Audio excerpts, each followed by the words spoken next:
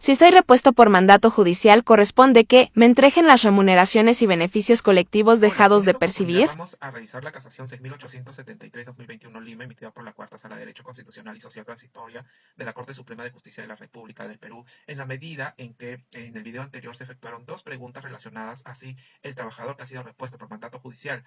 con ocasión a un despido incausado tiene derecho a pedir el pago de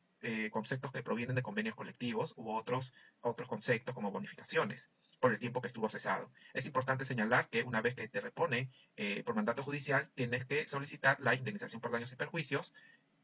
el cual comprende el lucro cesante. Este concepto de lucro cesante es todo aquello que dejaste de percibir durante el tiempo en que estuviste cesado irregularmente. Y muchas personas y abogados, letrados y personas que se ven involucrados en estos procesos judiciales consideran que entonces comprende las remuneraciones y todos los conceptos que dejó de percibir.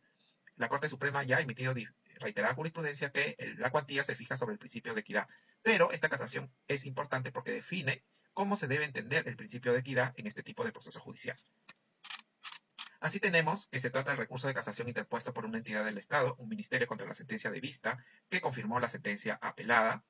que declaró fundada en parte la demanda y ordenó pagar un poco más de medio millón de soles por indemnización por daños y perjuicios. Las causales que invocó o denunció en su recurso de casación es la infracción normativa del artículo 139, inciso 5 de la Constitución Política del Perú, infracción normativa del artículo 1332 del Código Civil e infracción normativa de la Ley 19.846, artículos 166 y 168 de la Constitución Política del Perú, artículo 48 y 49 de la Ley 28.847 y el artículo 49 del Decreto Supremo 011-2019 JUS. En relación a la infracción normativa que está referido a la infracción normativa del artículo 139, inciso 5 de la Constitución Política del Perú, relacionada a la motivación de las resoluciones judiciales, la Corte Suprema determinó que la misma no corresponde ser amparada, ya que la recurrida contiene una motivación adecuada sobre la absolución de la apelación formulada por la parte demandada, por lo que declaró infundada este agravio, esta infracción normativa. Por otro lado, en relación ya a las normas de derecho material que invocaron como infraccionadas, la Corte Suprema señala y precisa que lo que se debe absolver en este recurso es si corresponde determinar una cuantía en relación a la indemnización por daños y perjuicios. Para eso, la Corte Suprema determina o precisa determinados hechos jurídicamente relevantes para la dilucidación de la cuestión jurídica planteada con motivo del recurso de casación, siendo que uno de ellos, que el demandante es miembro de la Policía Nacional del Perú, que fue cesado el 30 de diciembre del 2008 mediante un procedimiento de retiro por renovación. Luego siguió un proceso judicial recaído en un expediente judicial donde se determinó que y se ordenó su reincorporación al centro de trabajo, dejando sin efecto el cese. Dicha decisión tiene la calidad de cosa juzgada, siendo que el demandante fue reincorporado al centro de trabajo el 30 de septiembre del 2017, es decir, aproximadamente 9 a 10 años entre el cese y la reposición.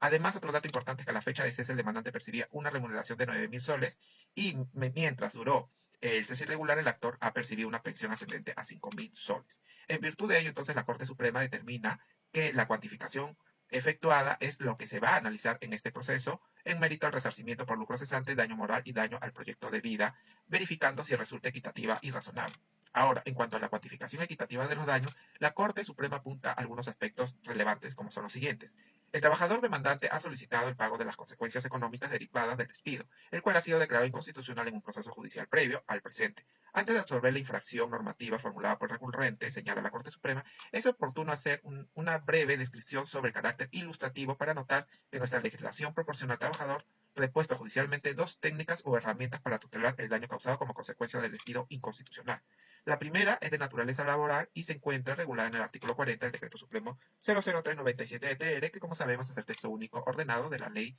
o del Decreto Legislativo 728, el cual establece que al declararse fundada la demanda de nulidad de despido, el juez ordenará el pago de las remuneraciones dejadas de percibir desde la fecha en que se produjo el cese, con la deducción de los periodos de inactividad no imputables a las partes. Asimismo, ordenará los depósitos correspondientes a la compensación por tipo de servicios y, de ser el caso, sus intereses legales.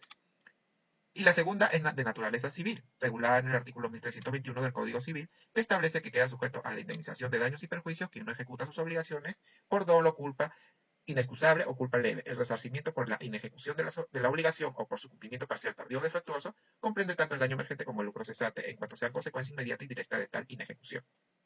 La Corte Suprema explica que en el derecho laboral y en el derecho civil proporcionan herramientas para tutelar el daño causado como consecuencia de un despido inconstitucional. El primero a través del pago de remuneraciones de vengada conforme al artículo 40 y el segundo a través del lucro cesante conforme al artículo 1321 del Código Civil. Sin embargo, y es bueno reiterarlo, dichas herramientas son en esencia lo mismo, más allá de la distinción en el nomen juris, ¿no? En su denominación, pues ambas tienen naturaleza indemnizatoria. Hasta acá podemos concluir entonces de forma previa que la Corte Suprema equipara tanto las remuneraciones dejadas de percibir o devengadas producto de un despido nulo con la indemnización o con el lucro cesante prevista en el Código Civil, que reitero, ya la Corte Suprema en otra sala de Derecho Constitucional ha hecho esa distinción.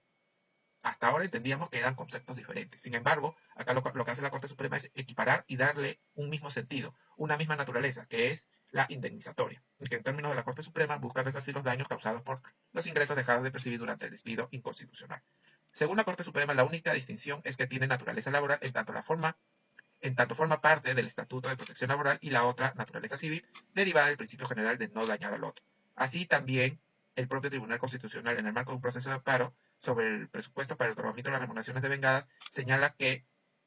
los despidos nulos son actos sin eficacia jurídica en el ordenamiento jurídico no atribuibles al trabajador. Corresponden a aplicación del principio de igualdad de oportunidades en que el tribunal ordena dichos pagos por razones de economía procesal como justicia material. Esta precisión, según señala la Corte Suprema, es necesaria porque en la sentencia 2748-2001, proceso de amparo, que se ha citado, no ha sido expedida en el marco de un proceso de reposición por despido nulo conforme el artículo 29 del Decreto Supremo 00397-TR, sino en un proceso de amparo por afectación de derechos fundamentales. Es decir, el Supremo Intérprete de la Constitución reconoce que es posible aplicar el artículo 40 del Decreto Supremo 00397-TR en un proceso de amparo, en el que se determinó que el despido, por ser inconstitucional, no tiene eficacia jurídica. Cuestión esta que es sumamente trascendente porque el despido incausado, el despido fraudulento y el despido lesivo de derechos fundamentales tienen su origen en procesos de amparo, por ser violatorios de derechos fundamentales. Y que actualmente pacifica también su tramitación en la vía ordinaria, por expresa disposición del presidente Bailón Flores y Ríos Núñez. Es decir, el presupuesto para el otorgamiento de las remuneraciones devengadas del artículo 40 del Decreto Legislativo 728 es la configuración de un despido sin eficacia jurídica no atribuible al trabajador. Uno de esos casos, sin duda, es el despido nulo, regulado en el artículo 29 del Decreto Legislativo 728. Empero no es el único, pues según el propio Tribunal Constitucional tampoco tiene eficacia jurídica los despidos incausados, fraudulentos y en general lesivos de derechos fundamentales, conforme se advierte de la amplia jurisprudencia desarrollado en fuero del amparo en el caso Fretatel. En otros términos, lo que en buena cuenta ha dejado zanjado el Tribunal Constitucional en su jurisprudencia, que además es vinculante a tratarse de doctrina jurisprudencial, es que el despido nulo, el despido incausado, el despido fraudulento y en general el despido lesivo de derechos fundamentales o constitucionales son actos nulos por sus efectos. Esto es, no tienen eficacia jurídica en el ordenamiento jurídico, por lo que en virtud del principio de igualdad de oportunidades, que además constituye un derecho humano, no puede negarse la tutela resarcitoria o indemnizatoria del artículo 40 del Decreto Legislativo 728 para los casos del propio despido por sus efectos, ya que estos son nulos al no tener eficacia jurídica, entiéndase, para los casos en los que se ha ordenado la reposición del trabajador por ser objeto de un despido inconstitucional. Pero la Corte Suprema también señala, queda claro, por tanto, que los ingresos del trabajador que deja de percibir durante el despido inconstitucional pueden ser canalizados a través del lucro cesante, institución de naturaleza civil o del artículo 40 del Decreto Legislativo 728, ambos de naturaleza indemnizatoria o resarcitoria. El análisis realizado en el considerando que precede, sin embargo, solo tiene fines ilustrativos, pues en caso de autos el trabajador está solicitando el pago de una indemnización por daños y perjuicios en la modalidad de lucro cesante, daño moral y daño al proyecto de vida, como consecuencia de un suceso irregular efectuado por la demandada en sintonía a la jurisprudencia mayoritaria y al quinto pleno supremo laboral, que por mayoría acordaron que las consecuencias económicas del despido incausado se solicitan a través del pago de una indemnización por daños y perjuicios. En cuanto a los parámetros objetivos para el cálculo del lucro cesante, si concebimos o entendemos al lucro cesante como garantía patrimonial neta dejada de percibir por el daño, entonces el lucro cesante en el caso de autos está compuesto prima facie por los ingresos laborales dejados de percibir por el demandante a causa del cese irregular. Hablamos de ingresos y no únicamente de remuneraciones, porque el lucro cesante está compuesto por la ganancia patrimonial dejada de percibir y la ganancia patrimonial dejada de percibir en el contrato de trabajo está compuesta no solo por las remuneraciones, sino también por asignaciones, bonificaciones, por decir algunos ejemplos. Entonces, hasta acá podemos señalar que la Corte Suprema, al menos la cuarta sala de Derecho Constitucional, precisa que el lucro cesante está compuesto por las remuneraciones, pero no solamente por la remuneración básica, sino por otros conceptos. También podría ser los que provienen de una negociación colectiva.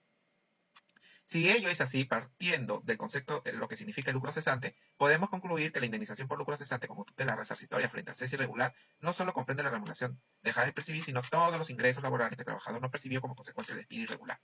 Sin embargo, ello no significa per se que cuando la demanda sea una de lucro cesante y tenga como causa de pedir la reincorporación judicial por cese irregular, el trabajador tenga derecho a todos los casos a percibir el íntegro de los ingresos laborales dejados de percibir desde el despido hasta la reincorporación al centro de trabajo como si de una operación aritmética se tratara. Y es que tratándose de la responsabilidad civil, el artículo 1317 del Código Civil establece que el deudor no responde de los daños y perjuicios resultantes de la ejecución de obligaciones o de su cumplimiento social tardío o defectuoso por causas no imputables, salvo que lo contrario esté previsto expresamente por ley o por título de la obligación. Esta disposición normativa que impide atribuir al deudor los daños y perjuicios generados por causas no imputables es similar a la técnica empleada en el artículo 40 del Decreto Legislativo 728, cuando establece que el cálculo de las remuneraciones dejadas de percibir como consecuencia del despido se debe deducir los periodos de inactividad procesal no imputables a las partes. La Corte Suprema señala que cualquiera sea la modalidad de tutela que active el trabajador para resarcir los daños derivados del despido inconstitucional, lucro cesante del artículo 1321 del Código Civil o remuneraciones dejadas de percibir del artículo 40 del Decreto Legislativo 728, el presupuesto es el mismo en ambos casos, la existencia de un proceso judicial de reincorporación. Es únicamente a través del proceso judicial que se puede determinar el hecho base del lucro cesante. ¿Cuál es la determinación del despido inconstitucional generador del daño? No se puede predicar la existencia de un daño si no es a través de la comprobación judicial de un despido que necesita la intervención de un juez. En el plano de responsabilidad civil, el artículo 1332 del Código Civil establece que si el resarcimiento del daño no pudiera ser probado en su monto preciso, deberá fijarlo el juez con valoración equitativa. Así la cosa, tratándose de la indemnización por daños y perjuicios en la modalidad de lucro cesante derivado de un despido, la premisa normativa exige por equidad asociar la cuantificación del daño a las circunstancias que rodean al caso concreto. En la medida que, como anotamos supra, los daños y perjuicios lucro cesante generados por las causas no imputables a las partes no son asumidas por el deudor. Por tanto, para la cuantificación del lucro cesante no es suficiente tener en cuenta las variables del contrato de trabajo, como es el monto de la remuneración y periodo de duración del despido, sino que es necesario considerar también las circunstancias en las que se desarrolló el proceso en el que se ordenó la reincorporación del trabajador, pues lo contrario supondría asumir que incluso los lapsos de inactividad procesal no atribuibles a las partes deben ser asumidos únicamente por el empleador deudor, lo cual es contrario a lo dispuesto en los artículos 1317, 1321 y 1332 del Código Civil, que integran la norma jurídica que resuelve el caso cuando se trata de determinar el lucro cesante derivado del cese irregular. Cabe precisar que la norma que resuelve el caso exige, tratándose de lucro cesante, cuantificar el daño con criterio de equidad, teniendo en cuenta los parámetros objetivos antes desarrollados. Empero aquellos que no son los únicos. En tanto, el juez podría identificar otros como, por ejemplo, el monto de la remuneración, el tiempo del despido, las particularidades del proceso y, en general, cualquier parámetro objetivo que pueda ser identificado en el caso concreto que permita dar cumplimiento a lo dispuesto en el artículo 1332 del Código Civil, según el cual el resarcimiento debe realizarse con criterio de equidad, lo que implica descartar montos irrazonables, sea por excesivos o diminutos, lo que debe estar adecuadamente justificado en la sentencia. En efecto, dentro de los criterios se tiene que tener en cuenta el tiempo del despido y la existencia de periodos de inactividad procesal no imputables a las partes. El lucro cesante, entendido como la ganancia dejada de percibir producto del daño, esto es irregular, presupone la existencia de una sentencia y un proceso judicial en donde se haya definido que el trabajador ha sido objeto de un cese o un despido irregular, por ende debe ser reincorporado al centro de trabajo. Estos dos elementos, proceso y sentencia, son los más grandes referentes hechos jurídicos para cuantificar el lucro cesante, pues según las reglas adjetivas que integran el ordenamiento jurídico, el proceso judicial está sujeto a plazos para expedir el pronunciamiento que corresponda. Ahora, estos plazos procesales en la mayoría de los casos no es objeto de cumplimiento por parte del Poder Judicial, por diversos factores como la sobrecarga procesal, entre otros, sin perjuicio que existen mecanismos normativos dirigidos a prevenir o afrontar esta problemática, como sucede con el artículo 25 de la Convención Americana de Derechos Humanos, que prevé el derecho a toda persona a acceder a un recurso sencillo y rápido ante los tribunales competentes. El artículo 139, inciso 3 de la Constitución Política del Perú, que regula la garantía del debido proceso y tutela jurisdiccional efectiva, entre otros. Lo cierto es que en cualquier parte del mundo los procesos judiciales tienen un tiempo de duración mucho más extenso que el estipulado por las normas procesales. Dicha anomalía no solo afecta a las partes demandantes, sino también a la parte demandada, pues no puede perderse de vista que el derecho a la obtención de un pronunciamiento judicial célere forma parte de la garantía del debido proceso y tutela jurisdiccional efectiva que protege a ambas partes procesales. Es por ello que el tiempo de duración del proceso de incorporación al centro de trabajo no debe constituir un factor de imputación automático para el cálculo del lucro cesante, sino que debe ser sometido a un control de razonabilidad. En tal virtud, este proceso judicial constituye un parámetro objetivo a tener en cuenta en la cuantificación del lucro cesante, pues si la excesiva duración del proceso obedece a causas no imputables a las partes, este no será atribuible al deudor o empleador conforme lo establece el artículo 1317 del Código Civil y el artículo 40 del Decreto Legislativo 728. Los parámetros antes señalados son elementos objetivos que coadyuvan a la cuantificación razonable y equitativa del lucro cesante como consecuencia del cese irregular que no descartan la aplicación de otros elementos que se desprendan del caso concreto, siempre y cuando tengan el rasgo de objetividad, tal como lo ha señalado el tribunal en la doctrina jurisprudencial Casación 20.309-2019 Lima. Sobre la cuantificación del lucro cesante en el caso concreto. El proceso judicial en el que se ha determinado la irregularidad del cese y se ha ordenado la reincorporación del actor tuvo una duración de 8 años, de los cuales únicamente el trámite entre la apelación y el pronunciamiento de segunda instancia, la decisión anulatoria de la Corte Suprema, la emisión de un nuevo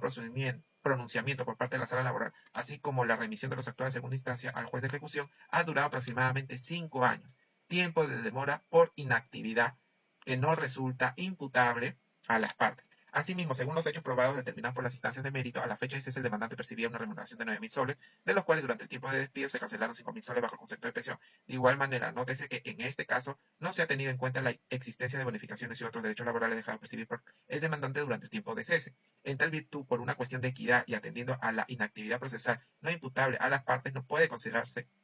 la base de cálculo de daños y perjuicios corresponde que, en este caso específico, cuantificar el lucro cesante en 100.000 soles, por ser ese monto razonable que se ajusta a los parámetros de cuantificación del lucro cesante, como la remuneración de tiempo de despido y periodos de inactividad procesal. Ahora, sobre la cuantificación del daño moral y daño al proyecto de vida. La Corte Suprema ha señalado que el resarcimiento de estos conceptos no son de forma automática, sino que se debe partir de una comprobación del cese irregular y de la fecha de reincorporación, pues requieren la configuración del supuesto de hecho correspondiente a partir de las circunstancias concretas del caso y de la prueba aportada en orden a su comprobación judicial. Así, el daño moral entendido como la lesión a los sentimientos de la víctima, que produce gran dolor o aflicción o sufrimiento en la misma, y el daño al proyecto de vida, asimilado como la afectación o lesión a la libertad fenoménica, no pueden ser presumidos ni deducidos de la sola comprobación del cese irregular. Entonces acá hay una carga de la prueba. Pues, por su propia definición, concurren suficientes elementos de convención respecto a los hechos y circunstancias concominantes al hecho dañoso. Esto es, el cese causante de ese gran sufrimiento o aflicción configurador del daño moral. Esta exigencia probatoria adicional no solamente deriva del propio supuesto de hecho del daño moral contenido en el artículo 1322 del Código Civil, sino de la ya anotada precedentemente circunstancia de que en puridad nos encontramos ante la utilización excepcional de una técnica jurídica civil aplicada a una disciplina especial, sistema jurídico laboral, entre las cuales existe una relación de supletoriedad y no de aplicación común u ordinaria. Debe anotarse también que las técnicas indemnizatorias del despido en el sistema de relaciones laborales tienen carácter restrictivo, de allí que las demás modalidades de daños y perjuicios asociadas al despido inconstitucional deben ser analizadas de forma restrictiva siempre que en cada caso se configuren los comprobantes de los supuestos de hechos normativos. Ahora, las instancias de mérito han establecido que el cese irregular ha ocasionado tanto daño moral y daño al proyecto de vida del demandante, siendo que dicho aspecto no ha sido objeto de cuestionamiento por la parte demandada en su recurso de casación.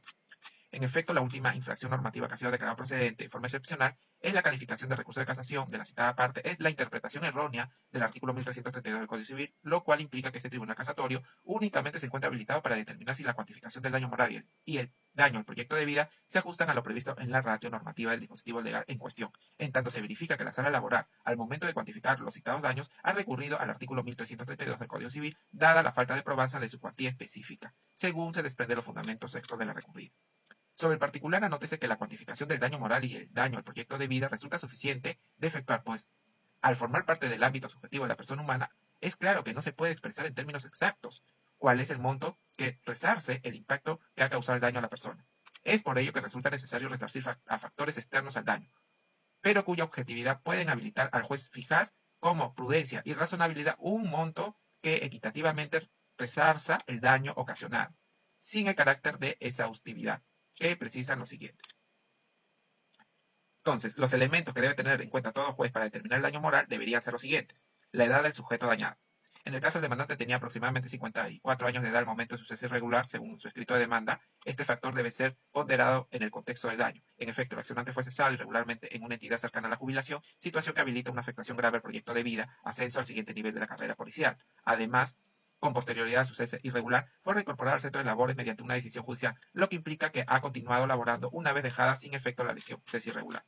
La existencia de la carga familiar. No se desprende de las instancias de mérito que el actor tenga hijos menores de edad o siendo mayores de edad se encuentren cursando estudios superiores. En efecto, este parámetro es importante, pues no puede obviarse que los efectos del daño o cese irregular serán mayores si el trabajador, servidor o empleado tiene hijos menores de edad que implican la asunción de deberes y responsabilidades educativas, vestimenta, alimentación, recreación, entre otros. La obtención de ingresos por parte del demandante durante el periodo del cese.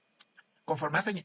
Conforme han señalado las instancias de mérito, el actor ha percibido una pensión equivalente al 60% de la remuneración básica percibida al momento del cese, siendo que en este proceso, inclusive, se está disponiendo el pago del lucro cesante que resarce las ganancias dejadas de percibir por el periodo de cese. Este elemento también resulta importante, pues es notorio que el daño inmediato, pérdida del empleo, ha sido paliado con la percepción de una pensión. Por ende, el nivel de daño tampoco es grave. El contexto en que se ha producido el daño. Adviértase que según lo han señalado las instancias de mérito, el demandante fue cesado irregularmente mediante la figura de pase al retiro por renovación, la cual, según el artículo 86 del Decreto Legislativo 1149, Ley de la Carrera y Situación del Personal de la Policía Nacional del Perú, constituye una causal para apartar definitivamente al servicio. Esta alusión no se efectúa para reexaminar si la decisión efectuada en el expediente en que se tramitó la reposición es correcta o no.